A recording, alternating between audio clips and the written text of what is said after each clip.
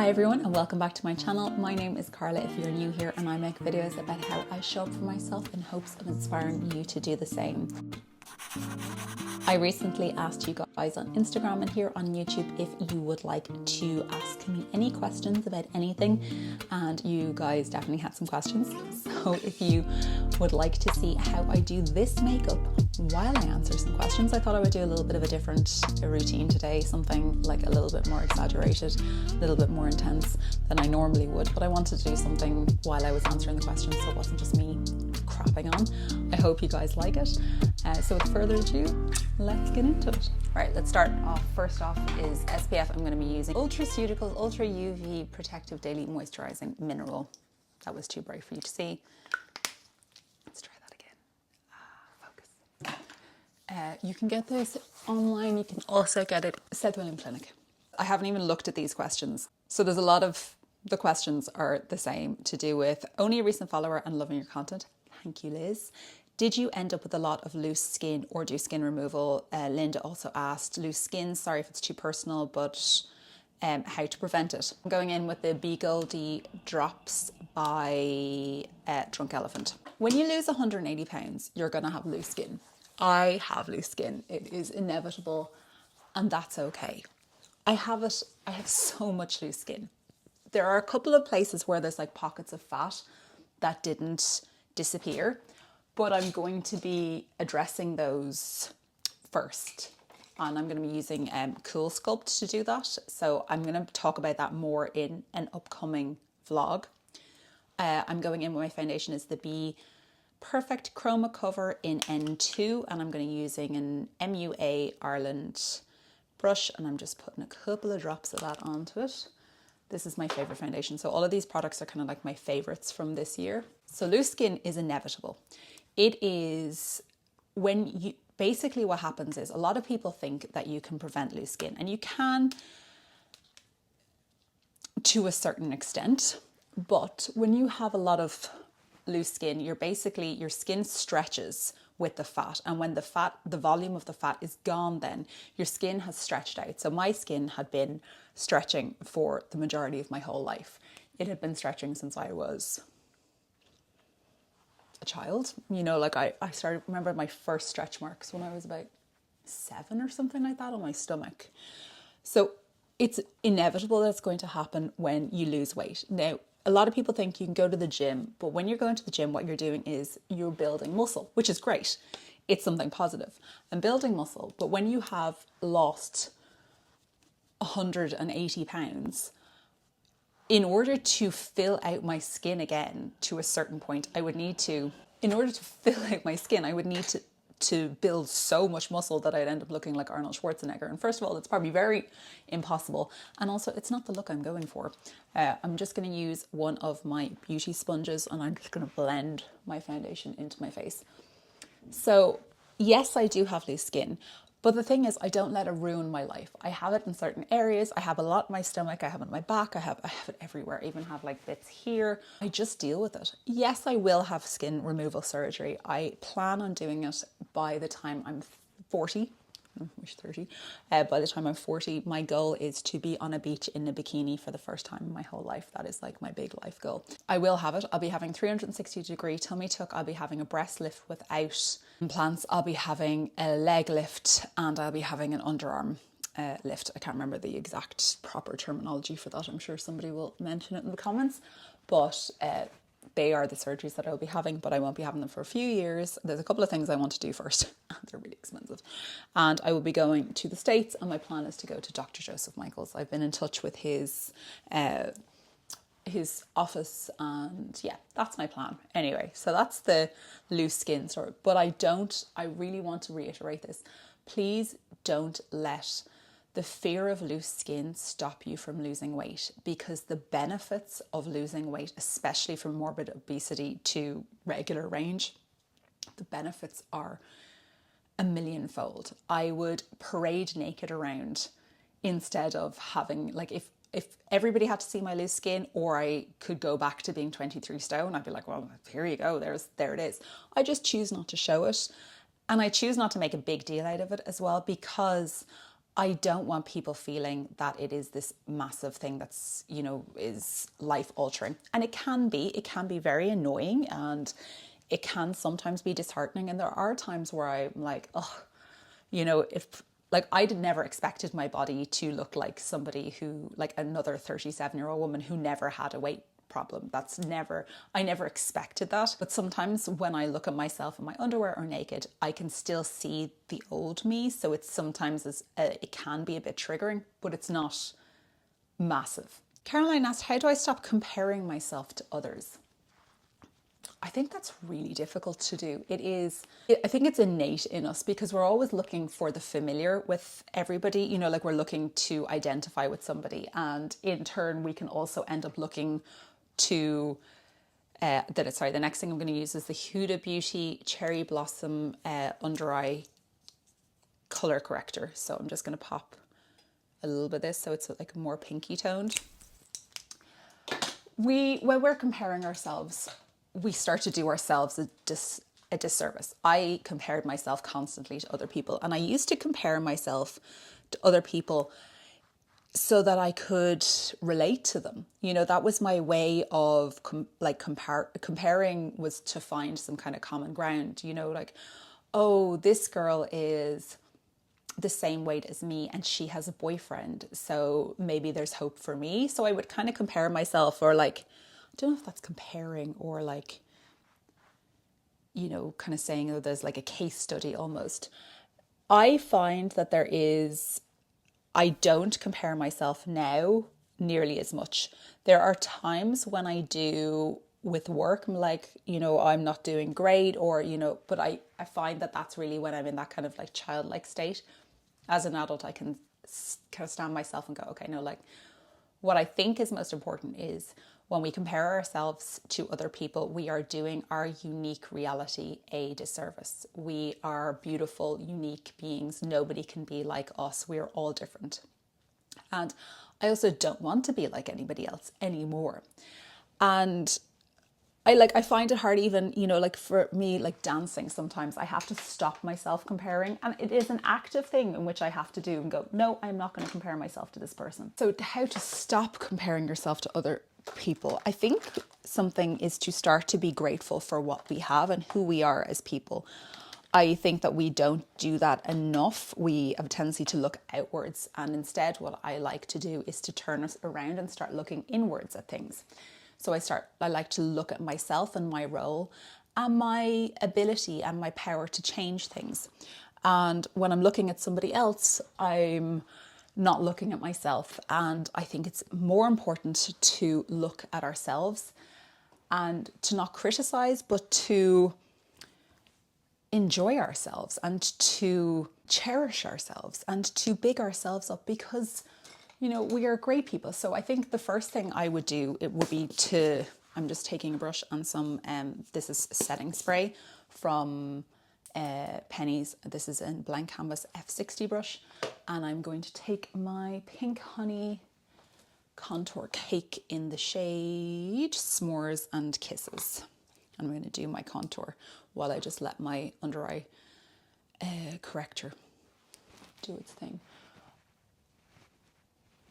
When we're comparing ourselves, it's a very external thing.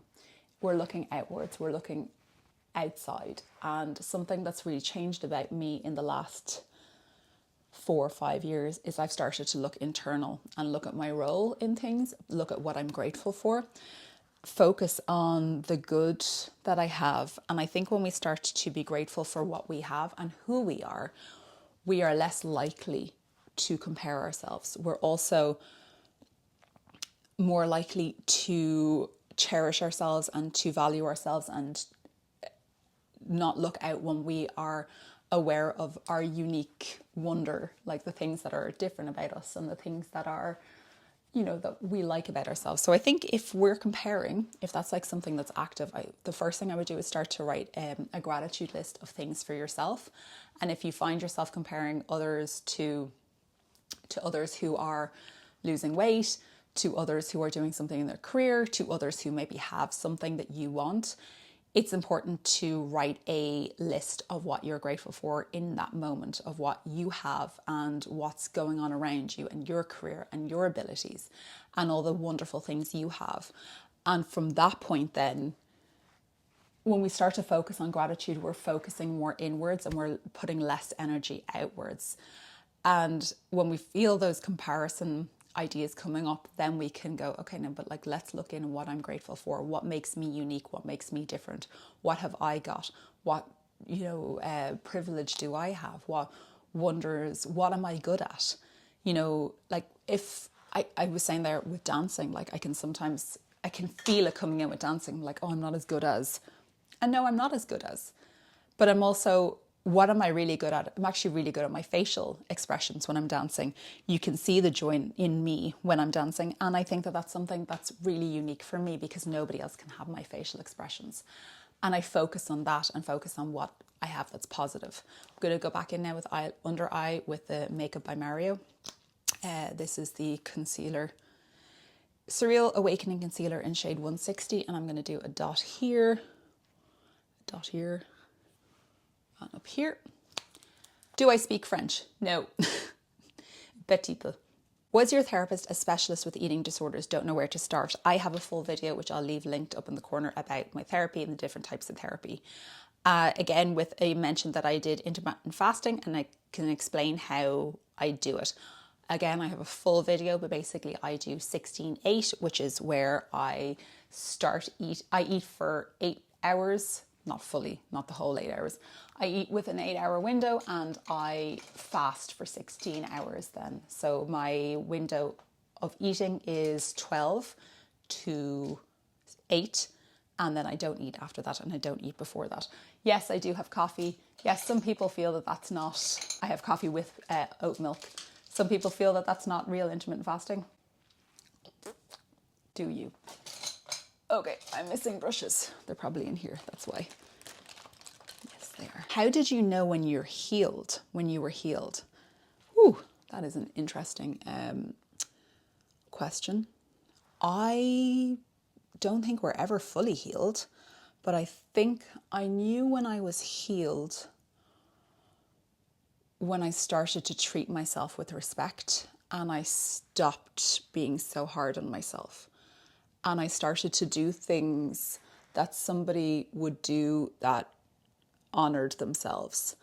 I stopped going to therapy or took breaks from therapy when I started to feel like I didn't have anything that was brewing inside me anymore, that we had kind of worked on things and that I didn't have anything to say necessarily. Now, there's also a point where I'll do that and then I'll take a break and then something will bubble up and I'll have to go back, and that's okay. There's no shame in going back. But I don't think we're ever healed. I don't think healed is a permanent state. I think it's a constant ebbing and flowing. I'm just going to use an eyeshadow primer. It's an ebb and flow. It's a moving state, and there are things that can trigger us and we might feel that we were done with something and then something will pop back up again. But I think healed from food addiction is when I stopped reaching for food, when I stopped needing to reach for food. Healed in general is, when I started to treat myself with respect and I started to do things for me that honoured myself. So losing weight was one, and when I stopped blaming myself and stopped being so hard on myself. And I think there's a point as well when I stopped worrying about, when I realised I had stopped thinking so much about how negative I had been. My negative self-talk wasn't as apparent as it had always been. I'm using the Mrs. Glam. This is the pressed powder foundation in one light pink, and I set my concealer and my under eye with this. I love this stuff. So yeah, I think that's how I knew. That was a really good question. I like these kind of challenging questions. Do I measure my muscle mass? No, I do not measure my muscle mass. However, I have had it done recently. I had the InBody done, which said I think I was 29% body fat. I don't actively work out often. I do my physio and I dance and I walk. So I wouldn't expect it to be very high. Next, I'm going in with my brows. Brow Blade by Brow Aid in shade 5 deep dark. And I'm basically going to carve out my eyebrows with that. Will I do another Q&A with my sister? Yes, we actually have plans. Have I had lip filler? No, I've never had lip filler. How did I control sugar cravings and stay mentally on track with PMS? With sugar cravings, like if I wanted something sweet, I had something sweet. So like naked bars were something for me that I ate a lot of. I found ways to make it work. I didn't focus on like feeling deprived. If I really wanted like, you know, a Kit Kat, say for example, I'd have a Kit Kat, but I just put it in my calories. There's a big difference between having a Kit Kat. That's like, if you're focusing on not having it and trying to abstain, it can actually be more detrimental. I did have to abstain for certain things that were trigger foods for me. I like tortilla chips. I just did not eat them because they would trigger me. So, but with other foods, like if I wanted something sweet, I'd have something sweet and just count it into my calories as I was losing weight. So I was accountable. I wasn't like feeling like I was lying to myself. And I think that that's something that's really important. We need to be sure that we are accountable to ourselves. We have to make sure that we are not lying. It's the secrecy of, you know, there's nothing wrong with having a sugar craving. PMS is like, it's something that we have to deal with on a monthly basis. And I think we have to kind of parent ourselves as well and know that sometimes we can't give in to everything. Sometimes we're going to have to say no to ourselves, as you would to, you know, your 5-year-old child. You would have to say no to something if it's not going to serve them. I think something that we can ask ourselves is this going to kill me if I don't have this? And be honest, and be a bit brutally honest with ourselves. Is this going to kill me if I don't have it? And it's not really, you know, like you're going to be okay. You're going to survive. You might be a bit miserable for a while. But I also think that there is definitely a space for having something that you want, like integrating it into your diet as you're losing weight so that your diet is sustainable. And remember that a diet is only supposed to be for a certain amount of time. It's not supposed to be forever. So you're not going to have to eat like that forever. Like if I wanted, like I had a slice of, went for coffee with a friend the other day. She had something to eat. I'd already eaten. I was like, I'm going to have a slice of cake. And I had the slice of cake and I enjoyed it. It's if PMS gives you an excuse to eat 10 Kit Kats, then that's a problem. Have a Kit Kat, track it, have the Kit Kat and move on. A lot of questions about filler and is it sore? Is filler sore? Go to Sana, she uses numbing cream. She also uses a cannula, so she basically like creates a hole with a needle and then puts the filler needle in after that. So she removes the other needle. And I think because of the cannula way of doing it, it's less painful. It's uncomfortable in certain parts. The only one that's a bit spicy is the under eye. I'm not going to lie. The under eye, this is NYX Lift and Snatch, and then I'm going to use my Brow Aid Brow Hero. It's spicy, the under eye. Like, I'm not going to lie to you. It ain't pretty, but you know, we deal with these things. We move on. We get there. It's kind of gross, to be honest with you, the under eye. I don't love it. But I have it done because I love having it done. I don't love the process of having it done because you have to go from here and then turn and then go up here. And but anyway, that's why I would never let anybody who's not a medical professional do that to me because, God, one fell slip and you could end up. Do people treat you different since the weight loss and how do you handle it? Yes. Now, I have two theories about this. People definitely do treat me differently. I'm going to use the Pillow Talk Charlotte Tilbury Matte Beauty Wand Pillow Talk in peach something. Peach pop. People do treat you differently when you are slimmer. It's an annoying fact. People have absolutely, definitely treated me differently. Get more attention, maybe a little bit more respect. But I will say one thing. I am also a very, very different person since I lost weight. There is fat phobia. There is fatism, for sure. People consider overweight people to be lazy or disgusting, and that's disgusting. But as a person, as a woman, I am very different to who I used to be. Incredibly different. I am much more outgoing. I'm much calmer. I'm much more approachable and friendly. So when I walk into a situation now, I'm much more like, hi. You know, like even if I'm nervous, I'm like, hi. You know, I'm allowing myself to be more vulnerable. And also, generally, I'm a lot more confident than I used to be. And that energy tends to be matched and reciprocated then by the people that I encounter. And while I think 50% of it is down to being in a slimmer body, I think the other 50% is down to my role in it. Because when I used to go out and interact with people, I'd be very standoffish. I'd be very like, you're going to come at me, that kind of way. Like I would be off, like instead of defensive, I'd be offensive. So I'd already be like pushing against you so that you don't you think you're going to have this opinion of me, or like they probably have this opinion of me. So, F them. Very angry, very aggressive in my way of interacting with people, or very shy and very introverted. And now I'm a lot more open. I'm a lot calmer. I'm generally a lot more approachable. So there is that. And then so that's like the general public. In terms of friendships, I have found that most of my friends treat me the same. The majority of my friends.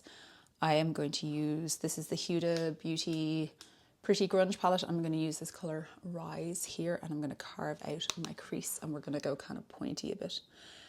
So yeah, I do find that while people have treated me differently, I also accept my role in that and the responsibility that I have to have and had to play in that. I don't blame myself. I don't blame, like there are other people are to blame as well, but I don't blame people. I accept my role in that and I kind of move on. I hope that makes sense. Any advice for somebody who keeps falling into the habit of binging and purging? Yes, I think the most important thing that you can do is seek help. Binging, purging is a coping mechanism. It is an addictive behavior. It's helping us to cope with some kind of inner pain, inner turmoil that we're having, and help with a medical professional and a psychological professional is the best, I believe. I know it's a privilege. I know it's very easy for me to say, being somebody who's, I was unemployed when I first started therapy. It was difficult. It's very difficult. But I think the most important thing as well here is to start to ask ourselves why we're doing it. What is it that you feel, what's happening in your body when you have the urge to binge and purge? What are you telling yourself? What feelings are coming up that you're trying to escape from? What are you trying to control? And you might not know the answer, and you might need to work with somebody to figure the answer out, and that's okay. But please know that it can be fixed. You can work through it, and I wish you the best, and I hope that you do get the help, and I hope that you can overcome this, because I know how difficult it is. I know what a demon it is, and we can pull through. Yeah. So next I'm going to go in with Nope, and I'm going to carve that out a little bit more. What tools did I use to stay consistent with my eating plan? For me, it was Body Slims. That was the tool that helped me to stay consistent. It was doing the Body Slims program. It teaches you so much about what to do and how to. It's an amazing program. It when you really engage with it and you really learn like how to manage yourself and to, be honest with yourself, that's kind of that for me. So if anybody is looking for something, I would highly recommend Body Slims. I know I'm a brand ambassador, but they're not paying me to say this, believe me. I wish they were every time I mentioned Body Slims, but they're not. Sorry, I'm just cleaning up my eye here. So just the bits. I hope this is like a good way of doing this. I just thought it would be more interesting to watch me do something than just hear me answer questions. I don't know. Let me know anyway. How long does filler last and how long does my filler last? So I'll insert a picture here of me prior to losing weight, prior to getting filler, and how sunken my eyes were on my face, so you can get an idea of the volume loss that I had. So it's quite excessive. My filler will last me about 9 months. Typically filler will last about 18 months. My body unfortunately metabolizes filler and Botox really fast. And some people will get like 6 months out of Botox. I have to have it done every 3 months, like minimum, maximum. I don't know. Do you know what I mean? That kind of way. I have to get it done. So I'm just like really deepening up this crease now and going down as well. We want to exaggerate this. It's a pain for me, but like honestly, I also don't mind having it done. And I love going to sauna. She has the most beautiful, wonderful energy, and she makes me very happy to be around her. Like, she has such a lovely soul. I've met a couple of you there as well, and you all agree, I know, because I love that energy that she has. So, and I wouldn't go to anybody else. Does the corner of my mouth really help from falling and going southwards? See, I can't do it anymore. So this, instead of going down as it was before, it kind of keeps it here. It's not very dramatic. It's not a huge difference, but over time it'll stop that gel. So yes, it does, because I checked with her as well.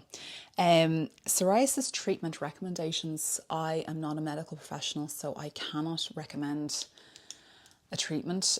Honestly, I find psoriasis is such a arse, isn't it? I'm currently having a bit of a flare-up. I don't know if you can see it. Actually, it looks totally fine right now. It's not too bad there. Yeah, there you go. It's not that bad at the moment, but like it can be really bad. So I know like stress is one of the biggest causes. So like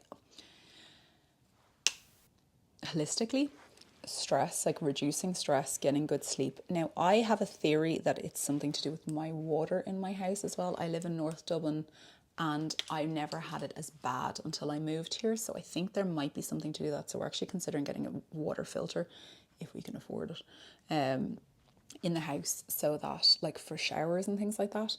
I actually know there is, I'm not suggesting we do this, but there is a blogger, like a Instagram content creator. She's stunning, and she recently moved to Paris, and she says that her psoriasis has completely flared up since she moved to Paris, and she started washing with bottled water. Now, we ain't washing with bottled water. I've had to do that once in my life because the apartment that we had didn't have proper running water, but that's a different story. I'm never doing that again. So yeah, we're not going back to that level, but I think that it could be something to do with it. Do I ever get imposter syndrome? And if I do, how do I deal with it? Yes, I do get imposter syndrome. I get imposter syndrome all the time, especially with my job, because I've just decided I'm going to darken up this a lot with some of the Hilden Beauty Kajal liner in Noir. And I'm going to use the Hilden Beauty. Yeah, I'm going to use the Hilden Beauty brush, and I'm basically going to darken up this crease and just kind of smudge it out and make it a little bit more like rockery, and bring it underneath as well.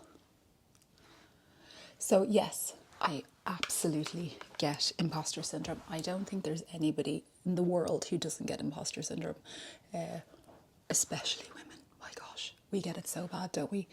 Like, I think men do as well. Like, I know that, like, my partner, he sometimes suffers with it. But I think, how do I deal with it? I choose to ignore it and I continue on. That's honestly how I choose to deal with it.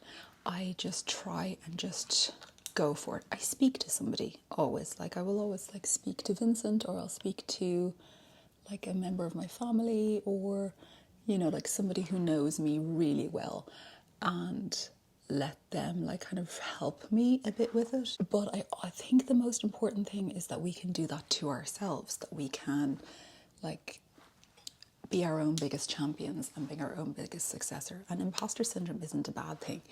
Well, it's not a great thing, but like it's something that we can work towards ourselves. It's something we can work on reducing. And I think that the main thing to do that is with self-actualization. It is by doing the things and taking stock of what we have achieved. For example, even it's not exactly in term with it, but a lady said to me the other day, there was something that I shared about non-scale victory, and she said she'd completely forgotten about that. And I think that that's something that happens to us a lot. As soon as we achieve something, or as soon as we're finished with something, we forget it happened.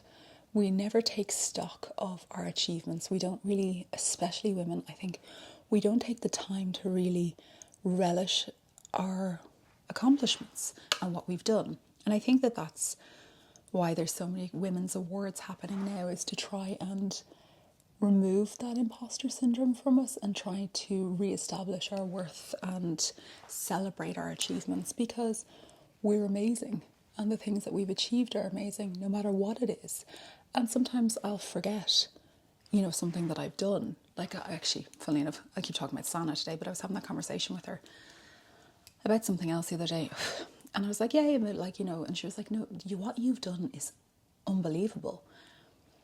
She was like, you're unbelievable. And I had to take a second, go and acknowledge that and go, do you know what I am? Like, it's like what I've done is amazing.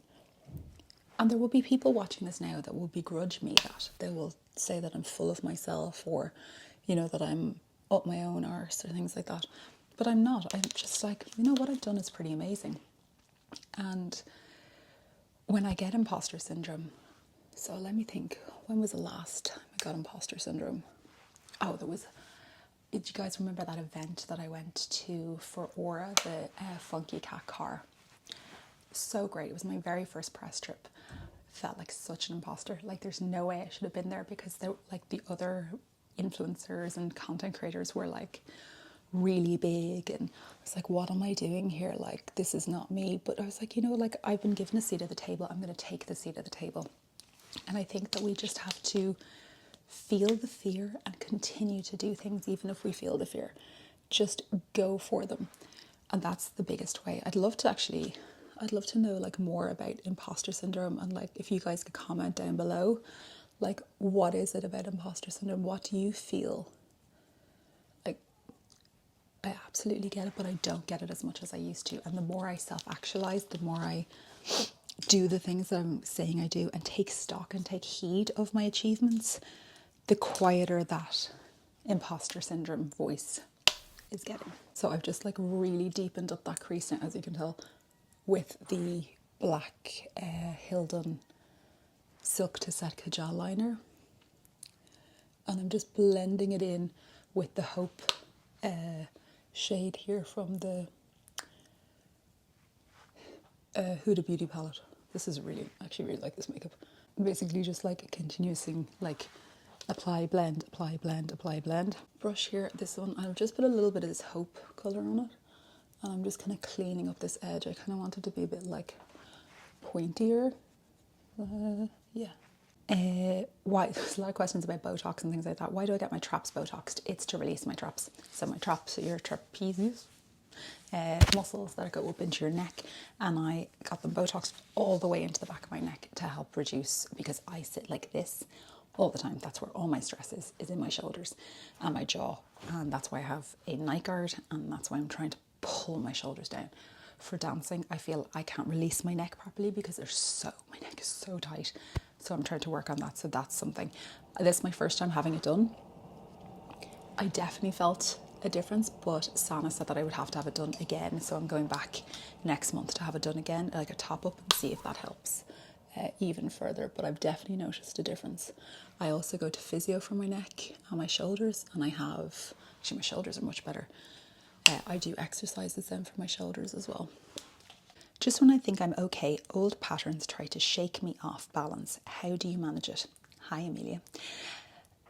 So this, I believe, is the self-sabotage cycle. And this is where we want to make a change. So obviously, whatever it is that you're you want to do something. You want to start a career in public speaking. And you go along all the way, you take the action. So you start maybe posting on LinkedIn, posting on Instagram, trying to get a following, trying to build up your public profile. You get, this is what you're working towards achieving. And then all of a sudden you get offered a public speaking profile gig. So you're going to be speaking to a network of women about something.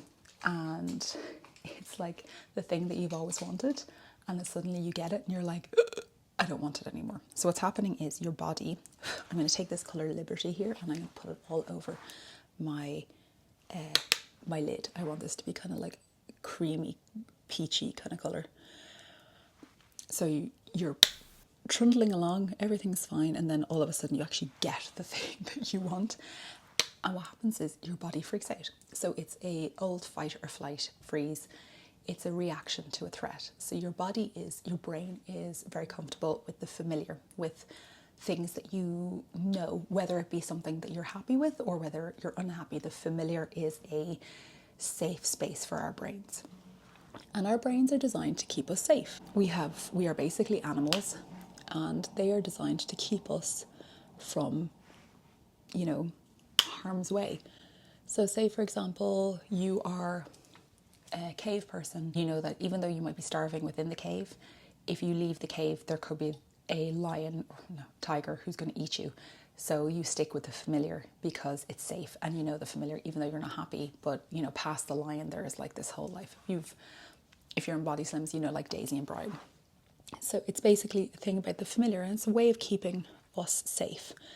But nothing good happens within that safety point. There's no growth, there's no progression in our lives, and so we need to progress past that. And what we need to do, so especially for yourself, Amelia, I imagine, I'm not a professional, is to push through and to continue the actions and parent yourself, be good to yourself, say to yourself, okay, no, I understand that this is scary, that I'm finally achieving something. It's petrifying to me, but I'm going to keep going. I'm going to keep going because this is what I want. So always going back then to your why. What is it that you want to achieve? What is it that you're looking to achieve? And keep that why at the forefront. So no matter what it is that you're doing in your life, always keeping that why in the forefront of your brain is what's going to help you get there and to break that self-sabotage cycle. And by breaking that cycle, you will then move past it and it will no longer become a cycle. There might be a different cycle, but that cycle won't be a thing anymore. I'm really liking this eye makeup. How do you encourage yourself to stay on track daily? I think building habits is the biggest way to do it. For me, it's the easiest way is to build it into a habit, so I almost don't think of it. It becomes basically a new habit. I think it's easier to continue to do something than to stop and start. And just by building that habit, so my habit of walking is built onto a trigger of waking up. Waking up leads me to, go out for my walk, I come back, I have my shower, I drink water, it's a habit that I've built into my daily life. And by building those habits, it helps me to stay on track. It makes what we want to always do is remove the questions with ourselves that will I, won't I, and just have that inbuilt. I'm actually going to turn this off for a second so I can do my eyeliner because I can't talk and do my eyeliner at the same time. So the next question was, how did I reward myself during weight loss? And I have a full video on this, but this was game changing for me because I realized that if I had to lose, originally my goal was 140 pounds. And if I lost 1 pound a week, I would focus on that so much and I would be distraught with the thought of only losing a pound a week. And so I divided up my weight loss into smaller increments, and then I attached a reward to those increments. So my rewards included lipstick in it, not clothes. That's the only thing you're not allowed to buy. But lipstick, like a massage, I had a hydrofacial, I bought some skincare, I got lots of different things. Of course, I'm speaking from a place of privilege. I didn't have a child at the time, so also was earning a lot less money, but that's besides the point. But yes, I was very much so in like reward the positive behaviour. So the positive thing wasn't necessarily like losing weight. It wasn't the number on the scales, because the number on the scales really doesn't mean anything, does it? It's just a number, it's just data. But it's like, oh, by self-actualizing and doing the things that I wanted to do and putting the hard work in, not only do I work towards my health goals, but I'm also getting something nice. So that's how I did it. And I'll leave that full video up above as well. Where do I live in Ireland? I am going to move to Cork in March, and I would love to meet you one day. I would love to meet you too, Carolina. I love meeting you guys. It's one of the highlights is when I get to meet you like in person. Please, you are never annoying me when you come up to me. Like, nobody's ever disturbing me. I've met so many of you and it's always such a highlight. Like, honestly, I love meeting you guys. It's just, you know, like I talk to a camera all the time and it's just sometimes it can seem lonely, like, but then you kind of forget that there's actually people behind that watching you. Sometimes if I overthink it, I will freak out and not think about it. No, I did the blinky thing. Okay, the tip for this is to let your mascara dry and then go back in at it. Oh, I hate that. Stretch and Curl by Up, which is a really good mascara, but it's nearly gone. And then I'm using this 17 high rise one, which I got free, which I don't reckon, it's not great. It's grand, like for daytime mascara or something, but it's not great. Really liking that eyeshadow though. Like, I'm liking the kind of the mix between the peachy tone and the really dark. I actually meant to do one other thing.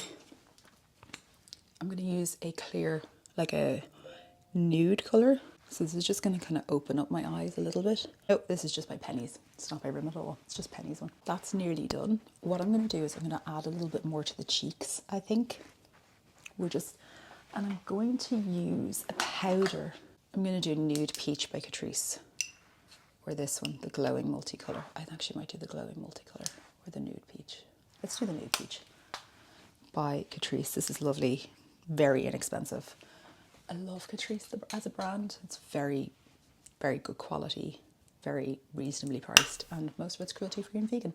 So I'm just going to do just a little bit more on the apple of my cheek and kind of pat it in. Yes, I like that a lot. Sorry, I know I'm sniffing a lot. Right, next question before I keep forgetting to actually answer questions. Sorry, where do I live in Ireland? I live in Cork. I live in Dublin. You're going to Cork. So the total opposite side. But it doesn't mean that I would never be in Cork. Actually, I have loads of friends I've met online in Cork and I would love to go down and see them. So that's a definite possibility. Why are you moving to Ireland? That's cool and different. How do you get rid of cravings when there's always bad food all around you all the time? The craving is psychological sometimes. It's also sugar. Like, sugar definitely gives you a craving that you want to keep, like to eat it. But I think we always have to think back to our why. And then we can also put ourselves into situations where we don't have to actually consume the thing. So for me, if something was a trigger for me, I removed it. I made the decision to remove it. And I know that that can be difficult if you're not in a supportive household, but hopefully whomever it is that you're around is supportive. With other people, I had to learn to say no. And it's difficult to say no. It's not easy. But we must always think of our whys and go back to our whys. Make sure you're grounded, make sure you can feel your feet when you're making any decisions. I'm using Tiramisu lip liner. That's something we need to do, is to make sure that we're grounded in ourselves and that we remember why we want to do something, why we've looked at doing something. So why do you want to lose weight? And I always ask myself the question, is this going to bring me closer to or further from my goal? And you can put the delay between the trigger and the response and the reaction. So typically we might get triggered to eat something, or food is a trigger, or we're surrounded by something. What we need to do is put something like a block in between to say, okay, no, like this is I'm going to go walk for 10 minutes. I'm going to go upstairs. And if I still need that or want that in 10 minutes, then I can have it. And try kind of increasing that time. And make sure you're grounded. Make sure you can feel your feet. And I know I keep saying that, but it's so important. By feeling your feet, literally grounding, literally like grab like the meat of your body to connect in. It brings you back into your body, and it can help you to make rational decisions. And sometimes we just have to say, no, I can't have that. No, I don't want that. No, that's not going to bring me closer to my goal. And it can be difficult. It's not easy. But first off, I would say elimination, getting it out of your life. Sugarcane by Cosmetic. By getting it out of your life, out of your view, out of your vicinity, you're less likely to reach for it. I'm just going to literally take my Q-tip and just kind of run it over my face, over that bit.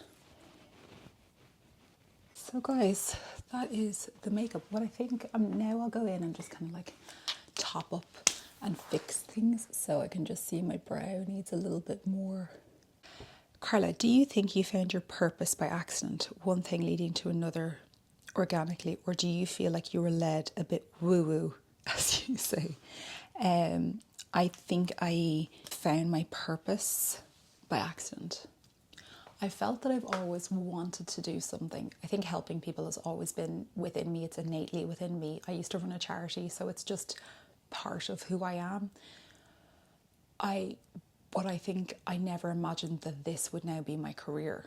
And so I think just continuing on this path has led me, I believe that it is something that I've created, and that I just kept saying yes to things. I personally don't believe everything happens for a reason. I know that's very controversial. I believe that we are the makers of our own destiny. I don't believe in giving away the idea that there is something preordained for me. I believe that things are my responsibility, and that I have the power to change things within me. And yeah, so personally, I don't believe in things happen for a reason or fate necessarily. I do believe that people are in our lives for a reason, a season, or a lifetime. But I definitely believe that I kept saying yes and continued on a path. Do I believe that I was meant to do this? In a way, yes. I've just put that little the shade Stand Up in there in the inner corner. How do I deal or let go of sentimental clothing when they get too big? I have kept some sentimental clothing, so I have a couple of pieces. I have one dress, but I don't have them in my wardrobe. And jewellery, I have all my jewellery still, and anything that is too big, I'll be having it resized. My jewellery, like nice, expensive stuff, like not that I have that much like amazing stuff, but I do have a sentimental piece. Like I have a piece that my dad gave my mum when I was born.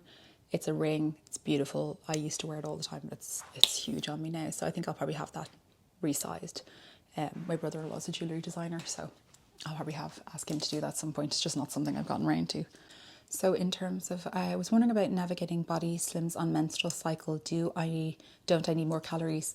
I don't think so. I'm not a medical professional, but I ate the same calories the whole way through my my menstrual cycle when I got my period.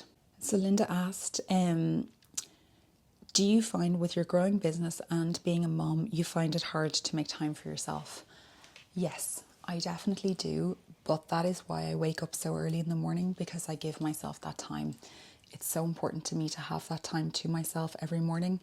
It's invaluable. I need it so badly. in order to function properly, I need that time to myself. So yes, while it is difficult and challenging, I also take my dance class, at least one dance class a week.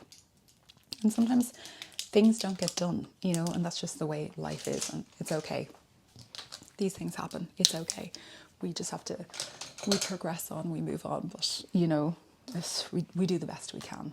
Okay guys, we are like running out of battery. We're running out of space on everything. This is the finished look. One thing I'm actually going to do is I'm just going to put a little bit of lip gloss on. This is Como by Cosmetics. And that is the finished look, guys. I hope you like it.